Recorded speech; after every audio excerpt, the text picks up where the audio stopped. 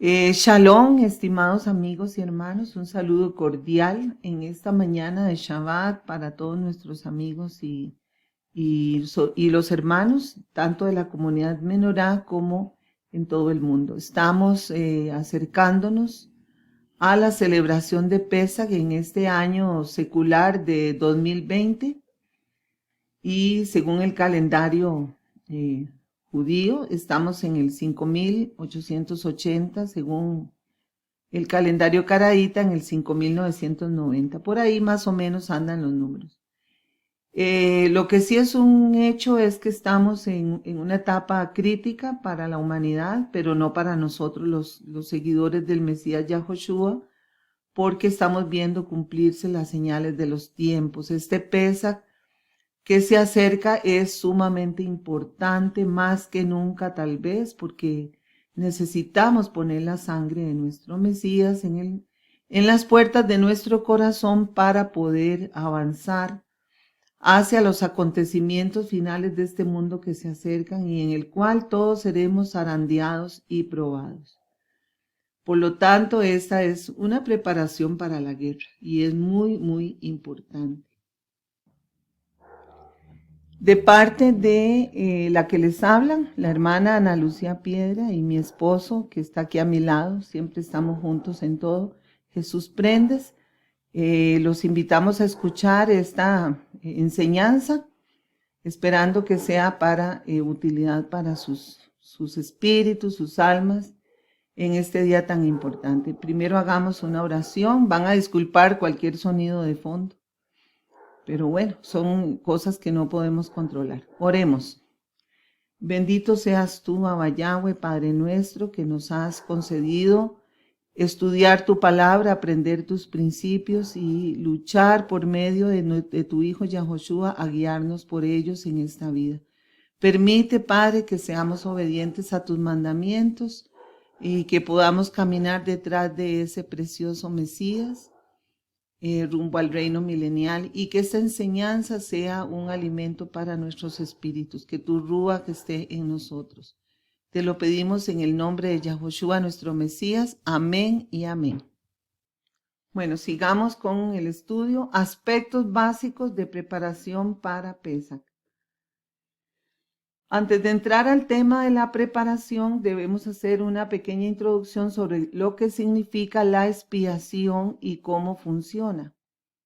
Existen tres principios o conceptos que debemos tener en claro.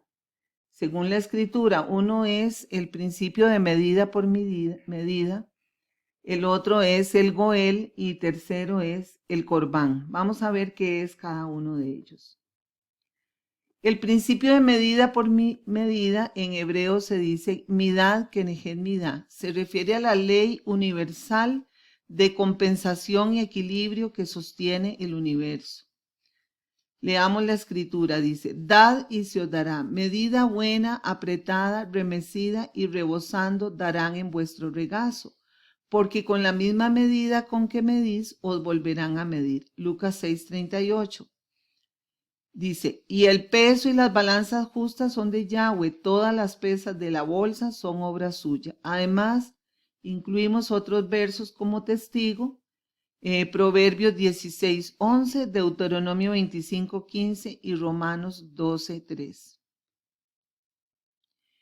Esta ley universal que sostiene el universo establece que todo tiene una causa y una consecuencia en una forma proporcional. Tenemos este ejemplo. Los egipcios quisieron ahogar a los niños israelitas en el Nilo y a su vez ellos se ahogaron en el Mar Rojo. Todo lo que el hombre siembra, eso recoge. Así nos dice la palabra. No tendrás en tu bolsa pesas diferentes, una grande y una pequeña. No tendrás en tu casa medidas diferentes, una grande y una pequeña. Tendrás peso completo y justo, tendrás medida completa y justa, para que se prolonguen tus días en la tierra que Yahweh tu Elohim te da. Deuteronomio 25:13-14. En estas pequeñas cosas que Abba le pedía a su pueblo, enseñaba a su pueblo, también les establecía midad, kenehet, midá. Es algo que debemos temer con mucha reverencia, con mucho temor al Padre. Aquí tenemos el cuadro ese que poníamos de los soldados de Faraón y del ejército de Egipto, cuando caen en el Mar Rojo. Por otro lado, el Goel es el redentor, es un pariente que paga una deuda que alguien no puede pagar. Eso lo encontramos en Job 19:25 y en Ruth capítulos 2 y 5, en la historia de Ruth. Obedecía a un mandato de la Torá que decía: si uno de tus hermanos llega a ser tan pobre que tiene que vender parte de su posesión, su pariente más cercano vendrá y redimirá lo que su hermano haya vendido. Levítico 25:25. Las deudas en Israel eran sumamente importantes. Si una persona se endeudaba tanto, que podía llegar a ser incluso un esclavo de la persona a la cual le debía.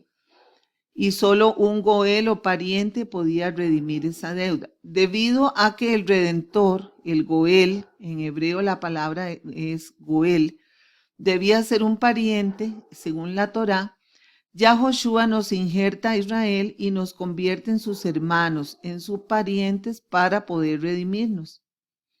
Por eso dice la palabra: recordad que en ese tiempo estabais separados del Mashiach, excluidos de la ciudadanía de Israel, extraños a los pactos de la promesa, sin tener esperanza y sin Elohim en el mundo. Pero ahora en Yahoshua HaMashiach, vosotros, que en otro tiempo estabais lejos, habéis sido acercados por la sangre del Mesías. Efesios 2, 12 al 13. Y luego tenemos la palabra corbán, según el Strong hebreo 71:33. Se refiere básicamente a una ofrenda o sacrificio. Corbán en hebreo se refiere a una variedad de ofrendas para sacrificios descritas, ordenadas y explicadas tanto en el Tanakh, conocido erróneamente como Antiguo Testamento, y que eran por los Kohanim, ofrecidas por los Kohanim o sacerdotes en el templo de Jerusalén. Corbán deriva de la raíz hebrea karaf, que significa acercar. La palabra latina que se usa en algunas traducciones es sacrificio, o bien la palabra griega también, que según Strong 2878 griego significa hacer sagrado. Existían varios tipos de korbanín, o sea, sacrificios en plural, y de minja, que según Strong 4503 son las ofrendas vegetales. Se usa esa palabra minja. En el servicio sagrado del templo, haremos algunas observaciones sobre estas ofrendas, tanto la ofrenda, el korbanín, como la minja. El holocausto era la ofrenda específica para la expiación por el pecado. La palabra holocausto significa quemado por completo y viene del griego holo y caustos, quemado. La palabra más apropiada sería en hebreo olá, según Strong 5930, que significa lo mismo. Al ser el fuego símbolo de destrucción a causa del pecado, según estos versos que citamos para sostener esta afirmación, Revelación 20:10, 21:8, Mateo 18:8, etc., esta ofrenda era abrazada por completo en el fuego, era consumida por el fuego, pues se ofrecía en lugar del pecador para librarlo de su decreto de muerte. Y tenemos el minja o las ofrendas vegetales. Dice la palabra: cuando alguno presente ofrecerá aceite sobre ella y le pondrá incienso encima. Levítico 2:1. Una ofrenda vegetal o minja es un regalo, una ofrenda ofrecida a alguien que se ama o se le rinde tributo. Por ejemplo, el regalo que le dio Jacob a Esaú fue minja en Génesis 32:13. Con el tiempo fue tomando en la Torá un significado religioso como ofrenda vegetal. Vemos en esto una representación de nuestra vida como siervos e hijos del Eterno. Las ofrendas vegetales, que eran granos, flor de harina, incienso, pan y sal, representan la continua ofrenda de un hijo de Elohim que hace con su propia forma de vivir, obedeciendo sus mandamientos y agradeciendo sus bendiciones y su protección. Porque cuando una persona se acerca al Eterno, comienza su camino de Teshuvah, este caminar va a estar determinado por dos aspectos. Uno, aceptar la expiación del Mesías en lugar suyo, como por sus pecados y por sus faltas, porque si no, no podría acercarse al Eterno de ninguna manera. Y la otra, comenzar una vida de obediencia. Y eso está representado por los dos tipos de ofrenda. Vamos a leer lo que nos dice la Escritura. Leamos. Y Yahoshua les respondió diciendo, ha llegado la hora para que el Hijo del Hombre sea glorificado. De cierto les digo, que a menos que el grano de trigo caiga en la tierra y muera, queda solo. Pero si muere, lleva mucho fruto. El que ama su vida la pierde, pero el que odia su vida en este mundo, para vida eterna la guardará. Si alguno me sirve, sígame, y donde yo estoy, allí también estará mi servidor. Si alguno me sirve, el Padre le honrará.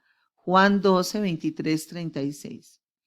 Es lógico que entendamos que esto no se refiere a una muerte física, sino a una muerte al mundo. Aquí lo dice muy claro, el que odia su vida en este mundo y persigue la vida eterna. Totalmente tiene que vivir para otro concepto que es la vida espiritual. Así nos convertimos en servidores.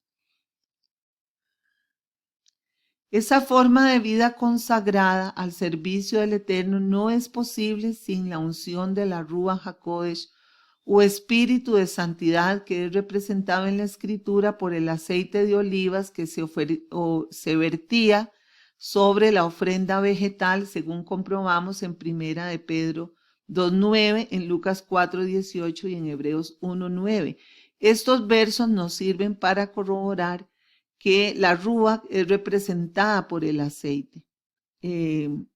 No podemos leer todos los versos, se los dejamos para que usted lo haga. Por eso las ofrendas vegetales eran cubiertas con ese aceite, como leímos en Levíticos 2:1. Por medio del aceite de la unción, las personas eran consagradas y dotadas de unción y de autoridad y de poder, y eso mismo ocurre cuando recibimos la unción de la Ruach HaKodesh en nuestras vidas.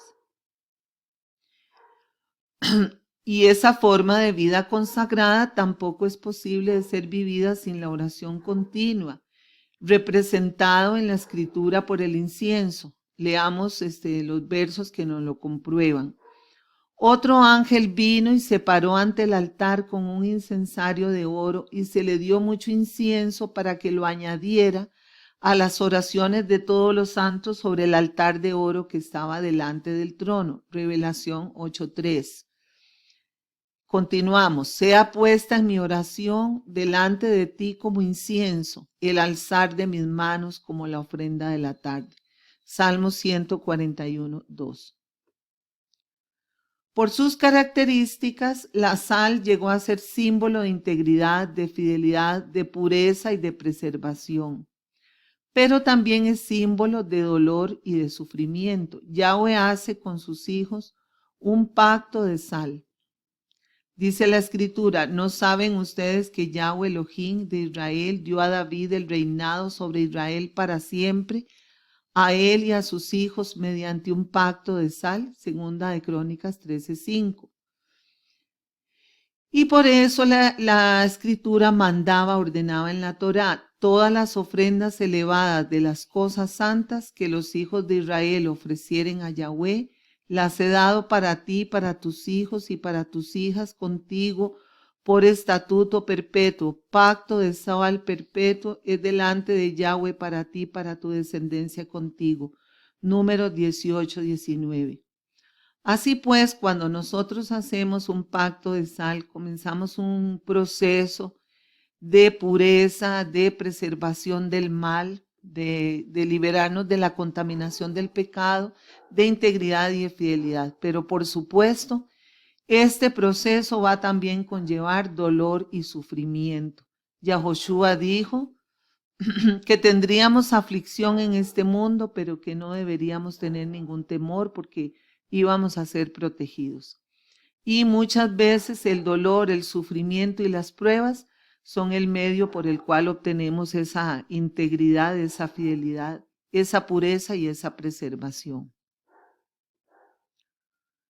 Podemos entrever aquí el significado del pasaje de Génesis relativo a la ofrenda de Abel y la de Caín. Esto se encuentra en Génesis capítulo 4. Abel ofrece holocausto y Caín ofrenda vegetal. El Eterno requiere que no solamente aceptemos a nuestro Mesías Yahoshua como expiación a nuestros pecados, para que seamos librados de la muerte por fuego al final de los tiempos, sino que realmente cambiemos la forma de vivir obedeciendo su Torá. Él se desagrada sobremanera de que alguno pisotee la sangre de su hijo cuando después de haberle conocido y aceptado, persista en una vida desobediente. También se desagrada sobremanera que una persona piense que por sus acciones materiales solamente, por sus obras económicas, su lustro, su inteligencia o su apariencia ante los demás, pueda salvarse de la muerte por fuego. Entonces, ciertamente, una persona que hace esa está marcado como Caín hasta el final de los tiempos. Bueno, aquí tenemos un cuadrito comparativo, lo tomamos de internet, que está bastante interesante. Yo les sugiero que lo guarden y que lo vean. ¿Dónde está la relación del sacrificio de Yahoshua, nuestro Mesías, y las ofrendas de la Torah? Vemos, por ejemplo, que había diferentes tipos de ofrendas con los elementos que se utilizaban con un propósito. Están las referencias escriturales de cada uno. Está la provisión que hace Yahshua el Mesías y las características del Mashiach. Vamos a leer, por ejemplo, que dice el tipo era un holocausto, los elementos novillo, carnero o ave sin defecto. El propósito era la expiación. No voy a leer todas las referencias escriturales, ahí están. La previsión de Yahshua, la provisión era la expiación y la característica del Mashiach era sin pecado. Entonces tenemos, no lo voy a leer todo, que había, usted puede detener el video y analizarlo porque está bastante bueno el cuadrito. Está la ofrenda de las cereales, que como leímos era granos o de vegetal, granos, flor de harina, aceite de oliva, incienso, pan y sal. El propósito, una acción de gracias y dedicación a Elohim, como dijimos, una vida consagrada y agradecida. Y la provisión de Yahshua, la dedicación, la consagración y característica del Mashiach, que él fue fiel a la voluntad del Padre. Entonces están también las ofrendas de reconciliación por el pecado y por la culpa. Aquí les dejo el cuadrito para que sea estudiado con detenimiento. Vamos a centrarnos ahora en la ofrenda por expiación, que es la que nos va a ocupar directamente con respecto a la celebración del Pesaj. Para entender el proceso de expiación por el pecado y cómo nos afecta a cada uno de nosotros, debemos saber que según la Escritura existían y existen todavía dos tipos de pecado. Los que no tienen intención, sin intencionalidad, y los intencionales, en los cuales influye la voluntad de escoger. Todo según la Escritura, por supuesto. Esa voluntad de escoger es lo que nosotros llamamos libre albedrío. Una capacidad humana que es, bueno, como lo dice su palabra, una capacidad que tienen solamente los seres humanos. La voluntad de escoger entre el bien y el mal, entre en el camino de Yahweh y el camino de la maldad, o el camino del mundo. Los pecados sin intencionalidad, en ese tipo de pecados, el corbán o la ofrenda es un animal. Yahweh habló a Moisés diciendo, háblale así al pueblo israelita.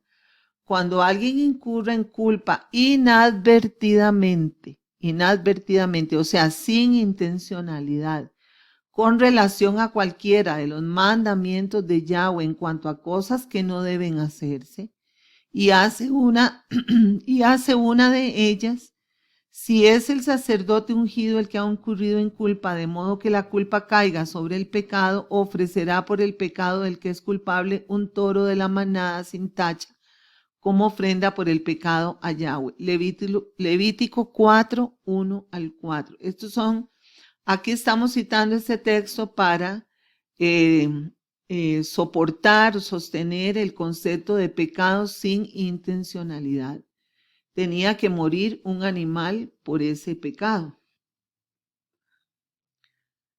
Sigamos leyendo. Si alguien comete un pecado no intencional, deberá ofrecer como expiación una cabra de 1 año. El sacerdote hará expiación por la persona que de manera no intencional haya pecado y la reconciliará ante mí, y el pecado le será perdonado porque no fue intencional. Números 15, 27, 28. Vemos que este principio de la intencionalidad y no intencionalidad está aún presente en las leyes seculares de la mayoría de los países del mundo. No es lo mismo que usted cometa un pecado, un crimen contra la sociedad que no fue preconcebido, que no fue planeado, a un pecado que tuvo una planeación de antemano. Eso va a hacer diferencias en cuanto a la responsabilidad y la paga de ese crimen ante la sociedad. Esto ocurre porque la mayoría de las legislaciones de los países civilizados proceden de la Torá, en cierta medida. Aunque el pecado sea no intencional, debe haber arrepentimiento. Esto lo veremos más adelante, aunque no haya intencionalidad. Una persona tiene que estarse informando continuamente, estudiando la Torá, conociendo los mandamientos del Eterno. Es su obligación para evitar incurrir en pecado, en este pecado por desconocimiento.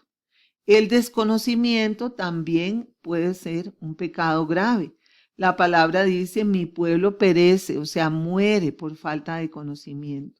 Tenemos la obligación de estar informados, así como cualquier miembro en cualquier nación no puede alegar que no conocía las leyes. Se supone que todas las leyes deben ser conocidas por los ciudadanos de un estado, cuanto más nosotros que somos hijos de Yahweh y ciudadanos de su reino. Tenemos la obligación de estarnos informando continuamente la voluntad de nuestro Padre para no incurrir en pecado. Ahora vamos a los pecados más graves.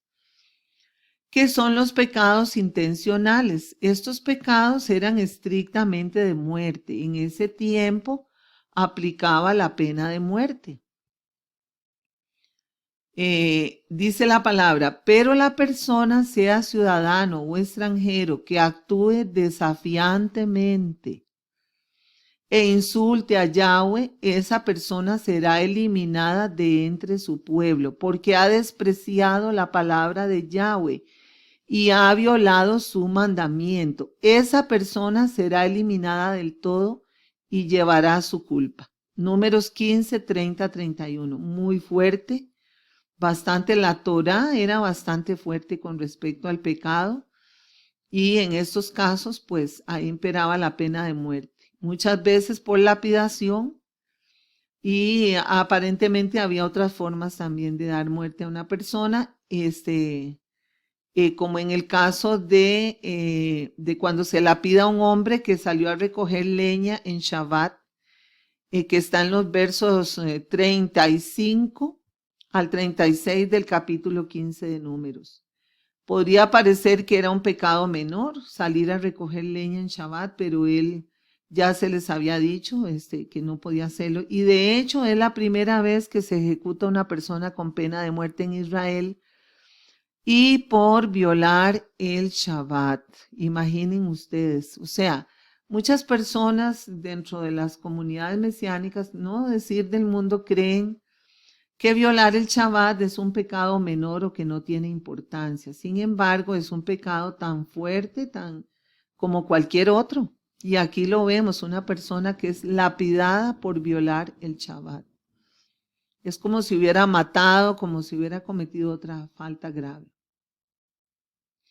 Según el principio de medida por medida, un animal que no se guía por su voluntad, no se guía por su decisión propia, por su libre albedrío, sino que se guía por instintos, podía morir por el pecado sin intencionalidad.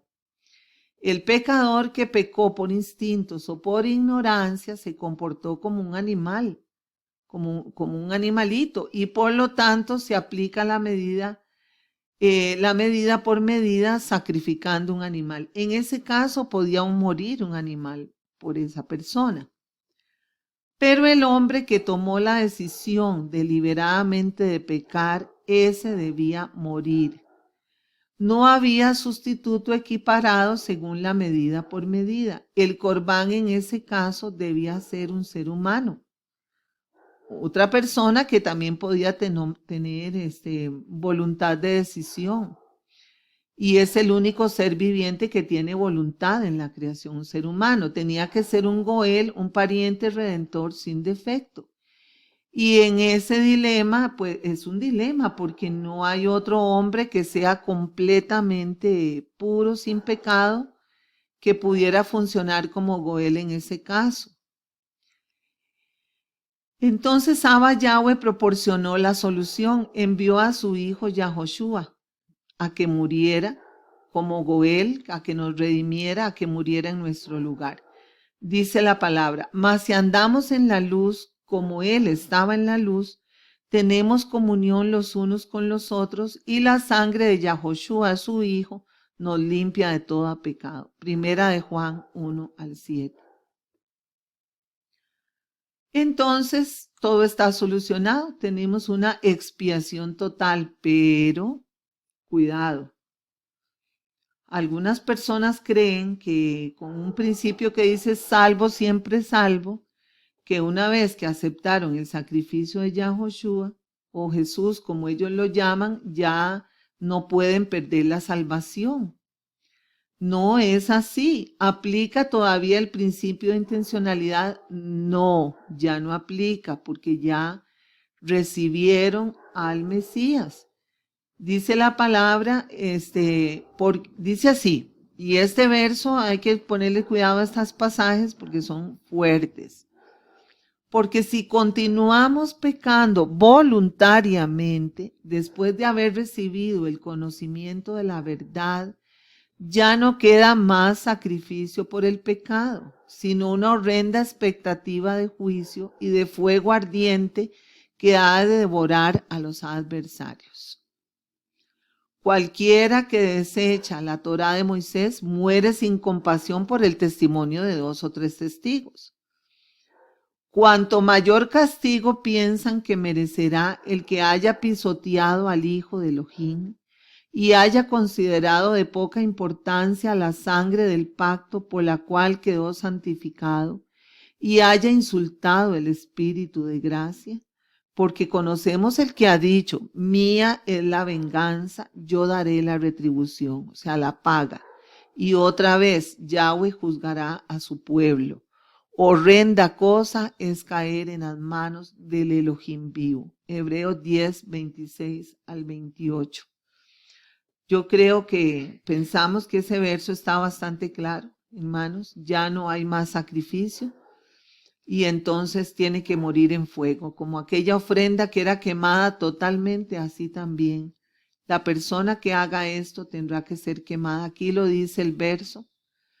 Que una horrenda expectativa de juicio y de fuego ardiente, un holocausto tendrá que ser, tendrá que morir por su propio pecado. Y también nos demuestra que cada vez que volvemos a pecar voluntariamente, sin hacer el más mínimo esfuerzo por eludir el pecado, sabiendo que está mal, estamos pisoteando, dice Pablo, al Hijo de Elohim.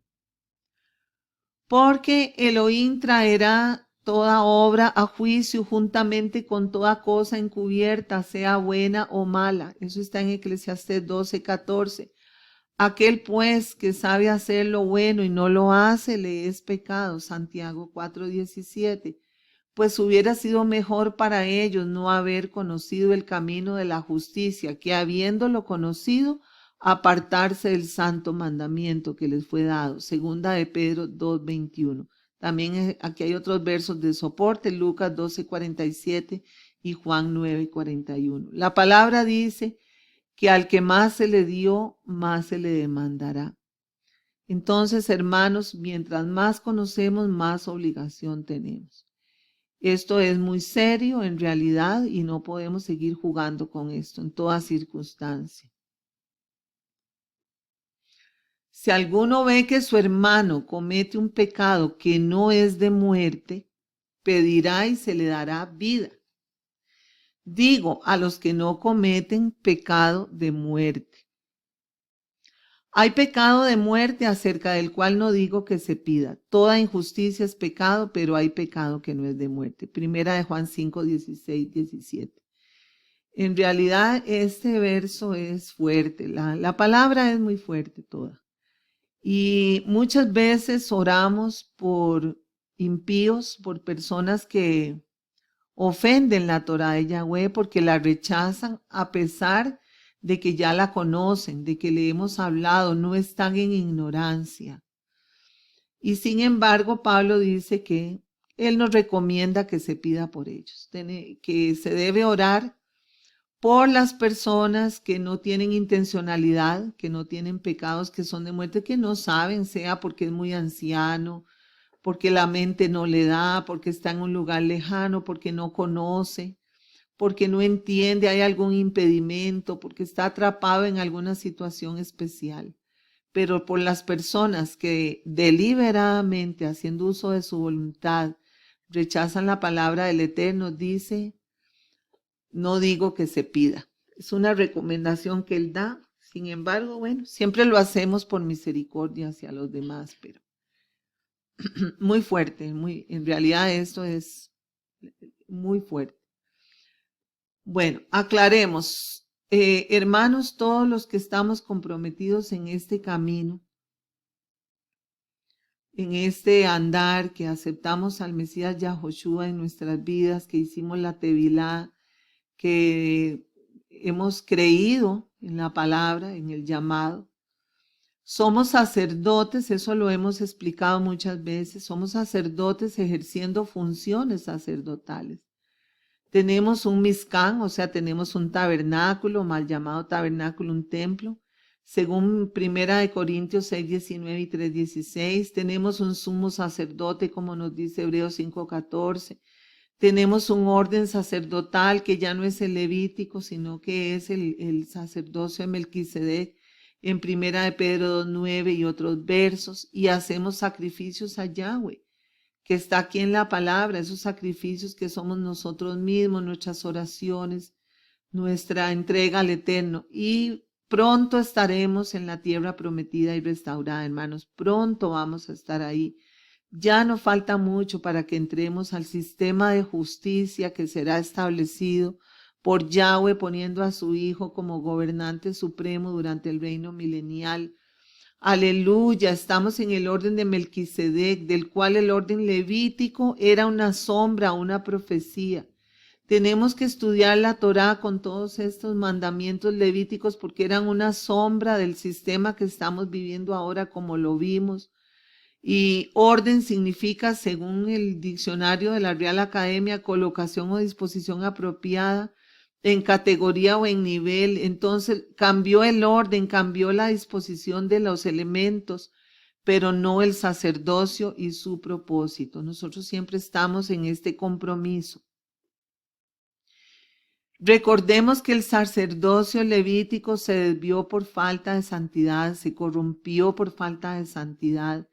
Llegó un momento en que se inventaron pretextos para violar los mandamientos, hermanos, porque para violar los mandamientos sobran pretextos.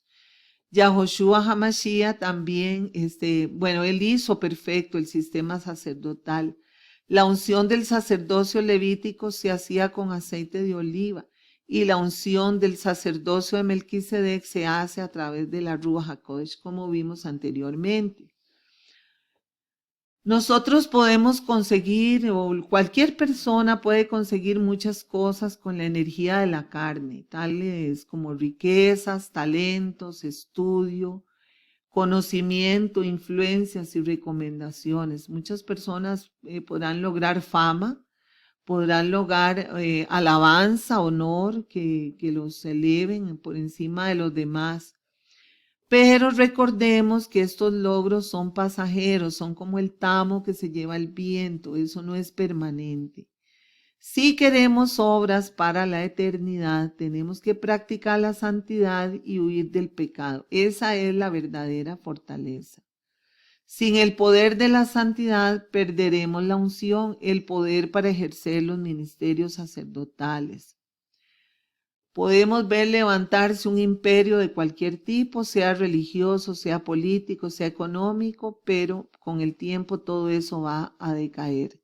Lo que realmente va a sostener un ministerio es la santidad, la entrega al Eterno. Él se va a encargar de sostener su obra donde quiera que esté, siempre que haya apego a sus mandamientos sinceros, no de apariencia. No de apariencia de piedad, porque eso es ahora algo muy común y el hombre se deja mucho llevar por el asunto de los uniformes, los títulos, las apariencias, lo bonito, ¿no? Yahweh, recordemos que no ve la apariencia, Él ve el corazón de las personas. Los ministerios sacerdotales, tanto antiguamente como ahora, se ejercen para predicar las buenas nuevas. El antiguo Mizcán o tabernáculo y el sacerdocio levítico existían para acercar, como vimos el significado de la palabra acercar, a la humanidad al Todopoderoso, para llevar su mensaje de redención a los hombres. Igual nosotros estamos ahora para predicar las buenas nuevas, la Besorá, el sacrificio ya no de animales, sino de Mesías Yahushua para todos los hombres. Dice la palabra, mas vosotros sois linaje escogido, real sacerdocio, nación santa, pueblo adquirido por Elohim para que anunciéis las virtudes de aquel que os llamó de las tinieblas a su luz admirable. Primera de Pedro 2:9. Ese es el sacerdocio que estamos haciendo. Todo lo que hagamos, sea cantar, cocinar, predicar, limpiar, hablar con las personas, repartir un folleto, compartir estos videos, todo eso es una función sacerdotal que estamos haciendo. Sin la unción de la santidad, nuestro ministerio, el trabajo de cada uno de nosotros se perderá o se corromperá. Es más bien es peligroso. Es muy peligroso que una persona se ponga a predicar, a usar talit, a usar tzitzit y a andar ahí con un altavoz o poner videos para predicar la palabra y que en su corazón no haya santidad, no esté buscando la santidad, porque está tratando de llevar un mensaje limpio en un vaso sucio y entonces se va a contaminar el mensaje. Eso es algo muy delicado. Así ocurrió en el Tanaj, Antiguo Testamento, con Israel, y así también nos puede ocurrir a nosotros. Eso está en 1 Samuel 2, 12 al 36, Miqueas capítulos 6 y 7, etc.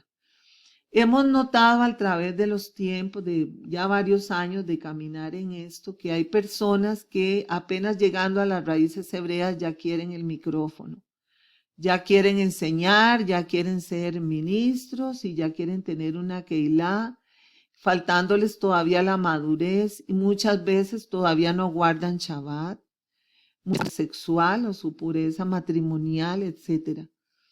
No estamos aquí para juzgar, solo Abba ve el corazón, pero definitivamente sí llamamos a los hermanos que antes de intentar ejercer los dones sacerdotales de la predicación de la palabra, procuremos aplicarnos la palabra a nosotros mismos.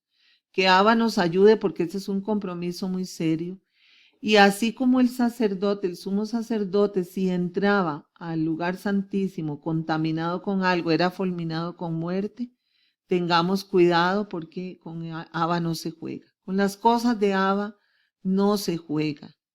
No podemos estar predicando que guardamos el Shabbat, que hacemos una cosa y otra, o que estamos cumpliendo en general la Torá, cuando no somos justos con los salarios de las personas que trabajan para nosotros, cuando violentamos el Shabbat, cuando una persona anda flirteando con alguien que no es su esposo o su esposa, y también el Lashon Hara, cuando se propone una persona en su corazón andar hablando de los demás, de otras personas, que Abba nos ayude a todos. Hermanos, todo eso, antes de coger un micrófono, antes de tomar un puesto de enseñanza, antes de dedicarse siquiera a predicar a los demás, son cosas que debemos tener muchísimo cuidado, porque la palabra está llena de ejemplos cómo Abba fulminó a estas personas. Tengamos mucho temor al Eterno. Y yo me pongo en primer lugar porque también necesito la sangre de Yahshua. Estoy en una lucha como todos. Bueno, aquí estamos, un cuadrito que tomamos que dice: Dios sabe que somos humanos, así que si han pecado no se preocupen, que yo también los entiendo. Amén, ¿verdad? Sigan en sus vidas, no hay problema. Dios ama a todos. Así dicen, por lo general los líderes religiosos no tienen que hacer nada, Dios los ama como ustedes son porque Él los hizo así, etcétera, etcétera. ¿Verdad? Están dando un mensaje vacío y a la gente y muy, muy peligroso. En verdad que todo eso debemos tomarlo con mucho temor. Dice, sigamos leyendo la palabra. Con todo, si alguien quiere ser contencioso, nosotros no tenemos tal costumbre. O sea, contencioso se refiere a pleitos o a divisiones, sí, pleitos, cosas de ese tipo, controversias. Nosotros no tenemos tal costumbre, ni tampoco las comunidades de Yahweh. En cuanto a lo que les voy a decir ahora, no los alabo, porque ustedes no se reúnen para lo mejor, sino para lo peor. Primeramente he oído decir que cuando se reúnen como comunidad hay entre ustedes disensiones, y en parte lo creo, porque es preciso que haya entre ustedes partidismos para que se manifiesten entre ustedes los que son aprobados. Porque cuando ustedes se reúnen en un lugar no es para comer la cena del maestro, pues cada cual se adelanta a comer su propia cena. Y mientras unos tienen hambre, otros se emborrachan. ¿Es que no tienen casas en donde comer y beber? ¿O menosprecian la comunidad de Yahweh y avergüenzan a los que no tienen? ¿Qué les puedo decir? ¿Los alabaré? ¿Los alabaré? ¿Aprobaré eso? Es lo que está diciendo. No, en eso no los alabo. Primera de Corintios 11, 16, 22. Vamos a desmenuzar un poquito este pasaje, hermanos, que es tan importante. Se supone que si nosotros nos reunimos, como dice aquí el pasaje, es para lo mejor, ¿verdad? No para lo peor. Y en las comunidades, dice aquí el apóstol, dice, hay personas que entran a hacer contención, a hacer problema, a tratar de crear división y partidismos. Y el mismo apóstol nos está diciendo que eso nos sirve para distinguir al que es aprobado del que no es aprobado. Personas que entran a crear contención, a crear partidismo, a crear este chisme, en realidad no entran a comer la cena del maestro. Dice que van a comer su propia cena. Él se refería probablemente a gente que llevaba su propia comida o que van a hacer su propia voluntad, pero lo que llevan es su propio alimento, que es la gana de crear división, de crear pecado, de crear problemas, de alterar la paz de la comunidad. Y entonces dice, mientras unos tienen hambre, o sea, unos de verdad tienen hambre de la palabra. Hay personas que van a las comunidades a buscar alimentar su espíritu, pero otros no, otros van a emborracharse. O sea, a satisfacer un deseo interno de crear problema en la comunidad y división. Recordemos que la división viene de parte de Satanás, no viene de parte del Todopoderoso. Estos versos hay que analizarlos siempre con mucho cuidado porque a veces lo leemos como por encima. Y dice, continuamos leyendo en la escritura de parte de Shaul. Porque yo recibí del maestro la enseñanza que les transmití, que el maestro Yahushua la noche en que lo entregaron tomó pan y después de dar gracias lo partió y dijo, esto representa mi cuerpo en favor de ustedes, hagan esto en memoria de mí. De igual manera tomó también la copa después de haber cenado y dijo, esta copa es la nueva alianza en mi sangre, hagan esto todas las veces que la beban en memoria de mí. Todas las veces que coman este pan y beban esta copa, anuncian la muerte del Maestro hasta que Él venga. De modo que cualquiera que coma este pan y beba esta copa del Maestro de manera indigna será culpable del cuerpo y de la sangre del Maestro. Indigna no solo en su vida personal, sino también en la vida de la comunidad, que no está buscando la edificación de la comunidad, sino la división y la destrucción de la comunidad. Por tanto, continúa diciendo, por tanto, examínese cada uno a sí mismo. Cuidado, hermanos, hay que hacer un examen a uno mismo muy sincero. Y una vez que se ha examinado, coma así del pan y beba de la copa, porque el que come y bebe sin discernir la realidad, come y bebe juicio para sí mismo. Por eso hay entre ustedes muchos enfermos y debilitados, y muchos han muerto. ¿Ven, hermanos? Muchos han muerto. Puede uno hasta morir como el sumo sacerdote que entraba a ejercer los dones sacerdotales, los ministerios sacerdotales, sin estar preparado, podía caer muerto. Y nosotros nos puede pasar exactamente lo mismo. ¿Qué quiere decir sin discernir la realidad? ¿Qué quiere decir eso?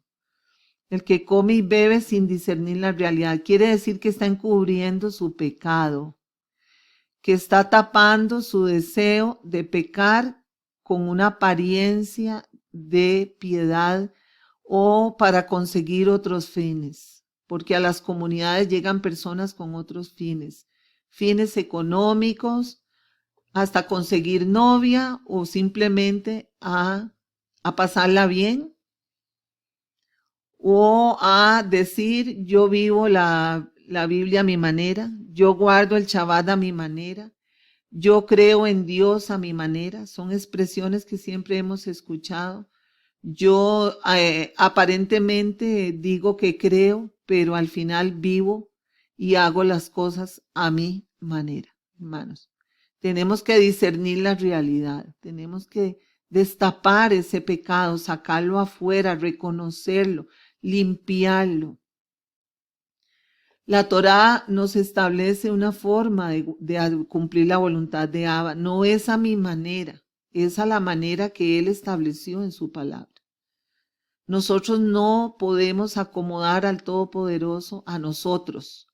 Somos nosotros los que tenemos que acomodarnos a Él.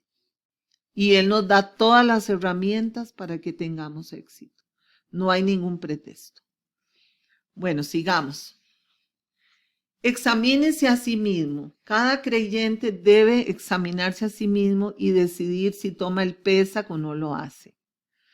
Es más, debe decidir si sigue en ese camino o no lo sigue, para que no esté en ese vaivén de que estoy aquí, no estoy aquí, un día sí lo hago y otro día no lo hago. Recordemos que a los tibios, dice la palabra, los vomitaré de mi boca. Este examen debe ser un examen a conciencia, no buscando excusas o disminuyendo su responsabilidad con sus propios argumentos para escapar de Yahweh. La palabra dice, el que encubre sus pecados no prosperará, pero el que los confiesa y se aparta alcanzará misericordia. Proverbios 28:13. Te manifesté mi pecado y no encubrí mi iniquidad. Dije, confesaré mis transgresiones a Yahweh, no a un hombre, ¿verdad? No hay que irse a confesar con un hombre. Confesaré mis transgresiones a Yahweh y tú perdonaste la culpa de mi pecado. Eso está en Salmos 32:5.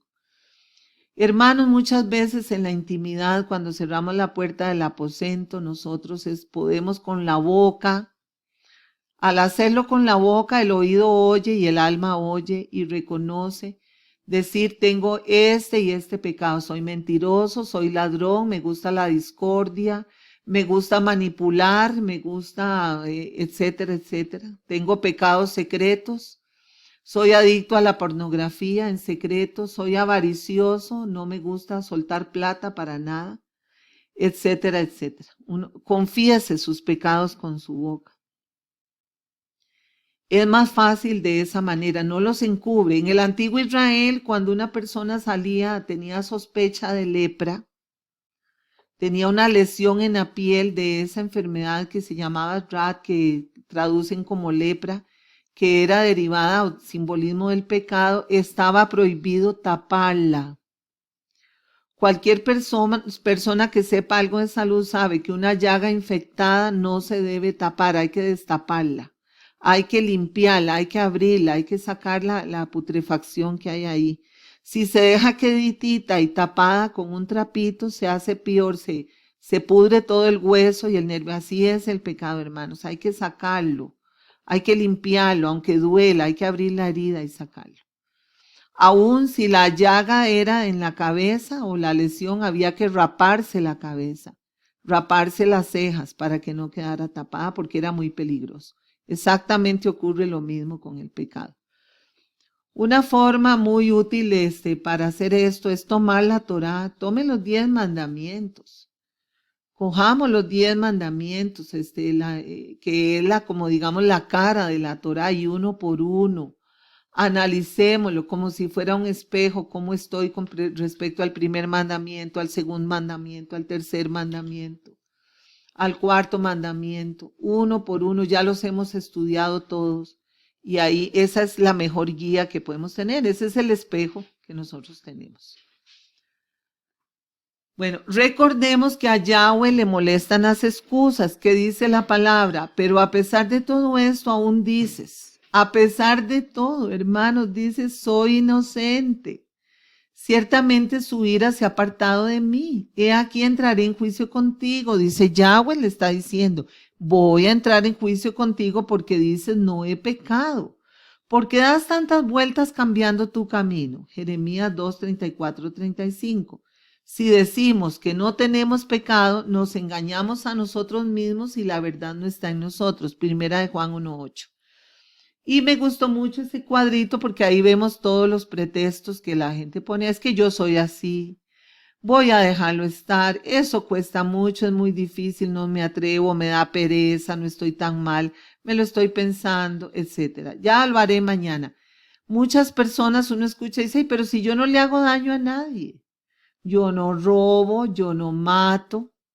Y sí, hermanos, muchas veces tal vez no nos metemos a un banco, a una casa a robar, pero nosotros robamos a veces la fama de una persona, la integridad de una persona, le robamos la paz, le matamos su gana de vivir, le bajamos la autoestima a un niño, a una persona lastimándolo. Muchas cosas podemos hacer para violar los mandamientos. Dice la palabra, ¿a dónde podré escapar de tu ruach? ¿A dónde podré huir de tu presencia? Si subo al cielo, allí estás tú. Si bajo al Sheol, o sea, al sepulcro, allí estás también. Si tomo alas con el alba para ir a descansar en el horizonte occidental, aún allí me guiará tu mano, me sostendrá tu diestra. Si digo ciertamente, la oscuridad me ocultará, la noche me cubrirá, la oscuridad no es oscura para ti.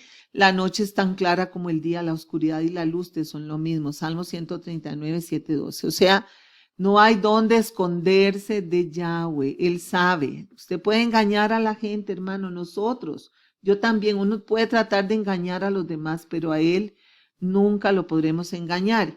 Otro aspecto muy importante que también debemos tomar en cuenta es que es necesario estar en paz con los hermanos en la fe antes de presentar la ofrenda. Quiero aclarar que aquí se está refiriendo precisamente a hermanos en la fe, no se está refiriendo a todo el mundo, hermano.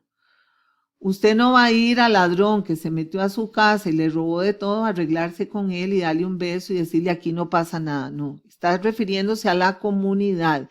Leamos porque a veces uno lo lee con cuidado y la gente malinterpreta estos versos. Pero yo os digo que cualquiera que se enoje contra su hermano, será culpable de juicio. Y cualquiera que diga necio a su hermano será culpable ante el concilio. Cualquiera que le diga fato quedará expuesto al infierno de fuego. Por lo tanto, si traes tu ofrenda al altar y allí te acuerdas de que tu hermano tiene algo contra ti, por supuesto, porque si lo has ofendido o herido de alguna manera, ahí dice el que le diga a su hermano esto, lo otro, cosas ofensivas. Deja allí tu ofrenda delante del altar y anda, reconcíliate primero con tu hermano y entonces ven y presenta tu ofrenda. Mateo 5, 22, 24. Esto no se refiere a que usted va a ir a perdonar a la persona que lo ofendió a usted, porque usted no tiene que pedirle perdón a la persona que lo ofendió a usted. Es la persona a la que usted ofendió. Lea el contexto del pasaje, Mateo 5, 22, 24. Porque si usted va a pedirle perdón a la persona que hizo el daño, lo que va a hacer es alimentarle su maldad. Pero si fue usted el causante de la maldad, tiene que ir a buscar a la persona y pedirle perdón. Eso sí. ¿Existe alguna excusa para la intencionalidad? Bueno, digamos que sí, la intención es, usted tiene que violar un mandamiento intencionalmente, pero hay una sola excusa y es salvar la vida, sea la vida propia o la de otra persona o también la de un animal, Si usted tiene un animalito enfermo en día de Shabbat, y tiene que ir a un veterinario y pagarle al veterinario y comprarle unas medicinas, lo tiene que hacer porque tiene que salvar la vida. Toda la Torá tiene como objetivo la vida en contra de la muerte. Guarda mis mandamientos y vivirás, y mi enseñanza como la niña de tus ojos. Proverbios 7:2. Aférrate a la instrucción, no la sueltes, guárdala porque ella es tu vida. Proverbios 4:13, etcétera, etcétera. Ahí incluso Yahshua habló de los animales cuando dijo que si un animal caía en un pozo en día de Shabbat había que sacarlo. Ellos lo hacían y era bien hacerlo. Con cuánta más razón la vida propia, hermanos. Si uno tiene una enfermedad, si tiene una situación grave, si tiene que llevar a una persona al hospital, si tiene que ir a hacerle una comida a una persona que está en una cama en Shabbat, vaya y hágalo y asista al enfermo y ayúdele a salvar su vida. Y también se refiere a la vida espiritual. Cuando tenemos que tomar un bus, pagar un taxi o hacer alguna situación para ir a visitar a un enfermo o para llevarle la palabra, predicarle a alguien en Shabbat porque no hay otra oportunidad, entonces hay que hacerlo. Así como los sacerdotes trabajaban en el templo sin que se les imputara pecado. Todo lo que hacemos para aumentar la Torá, para aumentar la vida, está permitido con esa excepción, Y bueno, tenemos los mártires que muchas veces son niños inocentes, pues es el martirio, es un misterio escritural. Cuando han muerto mártires, se ha acrecentado el reino de Yahweh de la tierra. Ellos reciben un trato especial en el reino milenial porque los mártires son personas inocentes que mueren por la palabra de Yahweh, no por un crimen. Y ellos también son una sombra profética del Mesías Yahoshua, que murió por eso. Bueno, es un requisito indispensable para participar en el Pesas, hacer la Tevilá, la inmersión, porque la Tevilá es una declaración pública de que una persona ha aceptado a Yahoshua como redentor y que ha entrado a los pactos de Elohim haciendo lo que le corresponde con su parte del pacto, esforzándose lo más posible para hacer válido su compromiso. En nuestra comunidad Pedimos que las personas que participen hayan expresado su conformidad con la emuná tal y como la vivimos, para hacer realidad aquello de que hay un solo Adón, una sola fe, una sola emuná, una sola inmersión, un solo Elohim y Padre de todos, quien es sobre todos, a través de todos y en todos. Sin embargo, a cada uno de nosotros le ha sido conferida la misericordia conforme a la medida de la dádiva del Mesías. Efesios 4, 5, 7. Eso es lo que quiere decir. Es que dentro de la comunidad hay personas, somos todos diferentes, cada uno conforme a la dádiva del Mesías. Siempre va a haber diferencias. Esto no es una secta en que todo el mundo tiene que andar exactamente igual. Pero tenemos que estar unidos en cuanto a la fe, en cuanto a la emuná, en cuanto a la tevilá y adorando al mismo Eterno. No podríamos tener en la mesa de Pesach, por ejemplo, una persona que cree en la Pachamama o en otro dios extraño, o que cree en la reencarnación, o que tiene ideas unicistas o cosas por el estilo que nosotros no practicamos. Sería algo totalmente fuera de todo contexto. Y lo mismo para hacer la tevilá, tiene que haber una unidad también, porque estamos haciendo la tevilá declarando que seguimos la Torá como Yahshua nos la enseñó y como la practicamos en comunidad. No puede haber una persona haciendo tevilá y practicando las cosas de acuerdo a su propia manera de pensar o siguiendo otros conceptos de otros maestros que no sean Yahushua. Bueno, hermanos, esta es una misión cumplida. Hemos advertido del peligro. La palabra, ya hemos hablado mucho del centinela que da aviso al peligro desde que lo ve venir, ¿verdad? No cuando ya está ahí. Si no damos este aviso, la culpa se pasa para el que enseña. Entonces le rogamos que tomen todos estos puntos en cuenta antes de participar en el Pesach, como debe ser. Cuidado, no es jugando el asunto, no es una broma, hay que tener ese cuidado.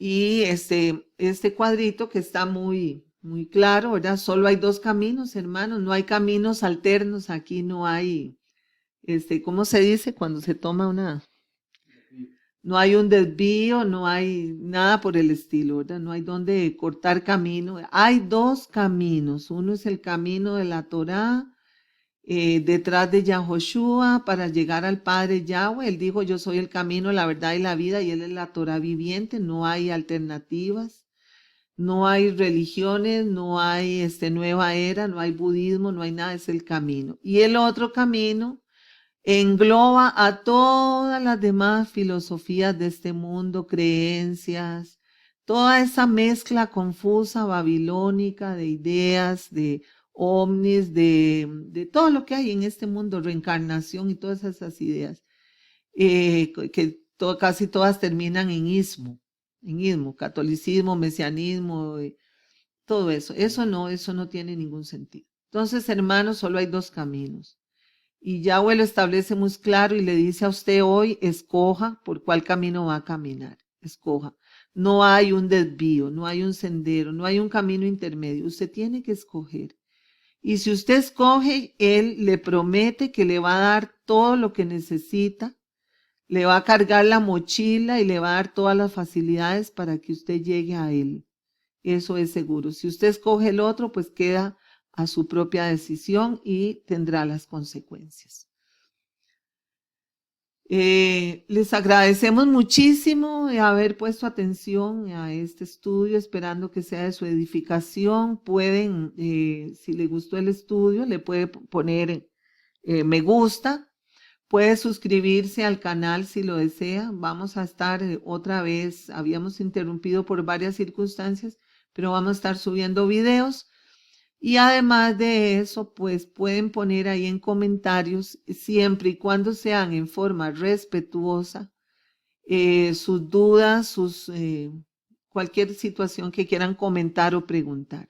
Estamos para servirles con mucho aprecio desde la comunidad israelita nazarena Menora en Heredia, Costa Rica. Un abrazo para todos y shalom.